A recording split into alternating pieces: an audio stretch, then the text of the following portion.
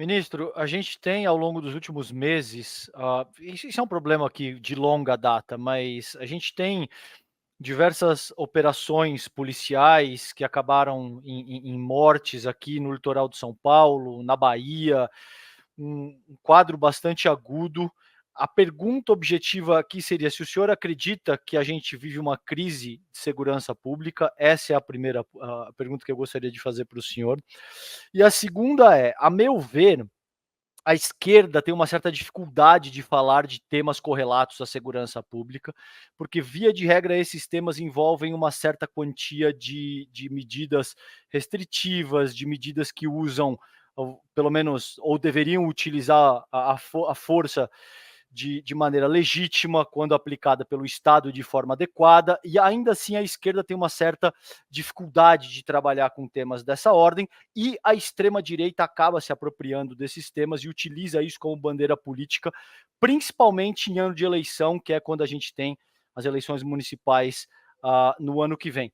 Eu gostaria de perguntar se o senhor acredita que esse é o caso, se o senhor concorda com isso que eu estou propondo, ou se não é o caso, se o senhor acredita que a esquerda trabalha bem com esse tipo de temática e o que poderia ser feito no sentido de endereçar esse tema de uma maneira mais integral, mais completa, para abordar junto à própria população a seriedade dessa questão, que não traz, não deve ser trabalhada só com medidas do uso da força, mas que a gente sabe que em alguma medida isso também é necessário. Eu gostaria que o senhor endereçasse essas duas questões, por favor. César, eu concordo com a tua premissa. Realmente, o nosso campo político tem muita dificuldade de debater segurança pública e não é de hoje. Exatamente pela questão nodal que você coloca. Segurança pública é, sobretudo, acima de tudo, prevenção, políticas públicas, políticas sociais. É claro que eu acredito nisso. Mas isto, do ponto de vista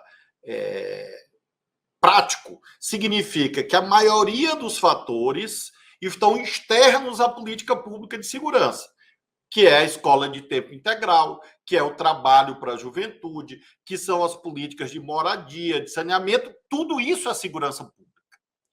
Internamente na política de segurança, o que nós podemos fazer e temos feito aqui nesses 9 meses no Ministério? Em primeiro lugar, fortalecer essa dimensão da prevenção. Então, dou um exemplo. Nas 163 cidades mais violentas do Brasil, nós lançamos um edital para projetos culturais para a juventude. Então, nós aprovamos um edital, 30 milhões, para atender projetos culturais nas 163 cidades mais violentas do Brasil. Isso é política pública de segurança, porque é prevenção, com a dimensão da cultura. Nós também, por outro lado, sabemos que em alguns casos é imprescindível o uso progressivo, o uso comedido da força. E aí é a dificuldade que se põe. E aí respondo a tua primeira pergunta. Se nós considerarmos que o quadro atual é uma crise, chamemos assim, essa crise vem de algumas décadas. E vem da onde? Do momento em que a criminalidade no Brasil muda de patamar, com o advento das organizações criminosas de âmbito nacional e até internacional. Nós estamos falando de 2 décadas e meia, talvez, em que houve essa mudança do patamar.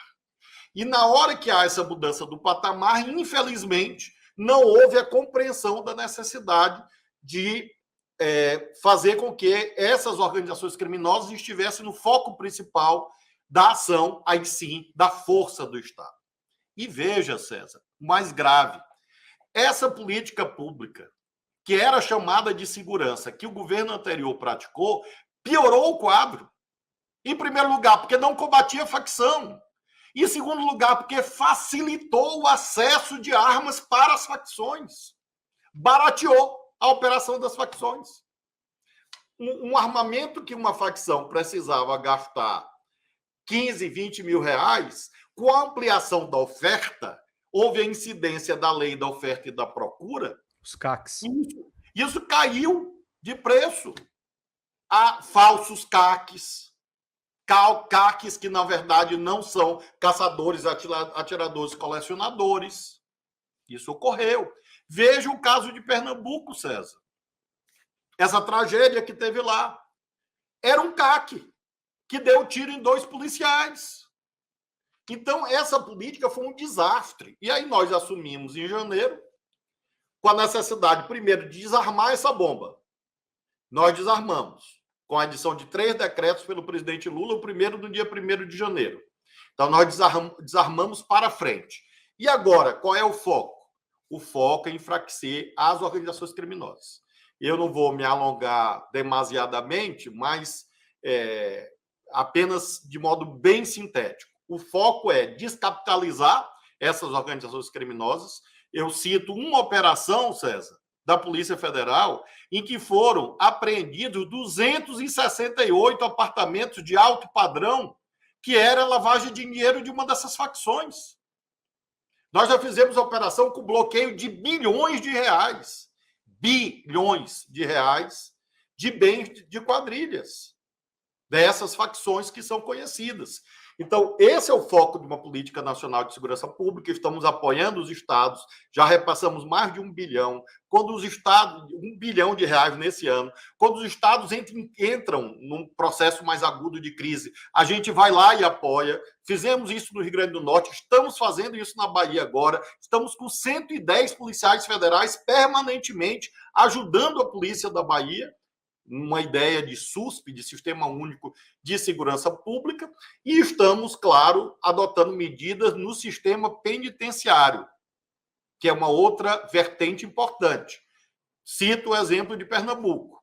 Pernambuco, nós estamos atuando em parceria com o governo do estado, a governadora Raquel, para transferir líderes de facções para uma outra unidade prisional. É uma ação do governo do estado apoiada pelo governo federal. E isso tudo, César, envolve, aí sim, temas que às vezes são difíceis para a esquerda lidar, que é essa ideia de uso da força. Então, eu busco sempre fazer essa catequese.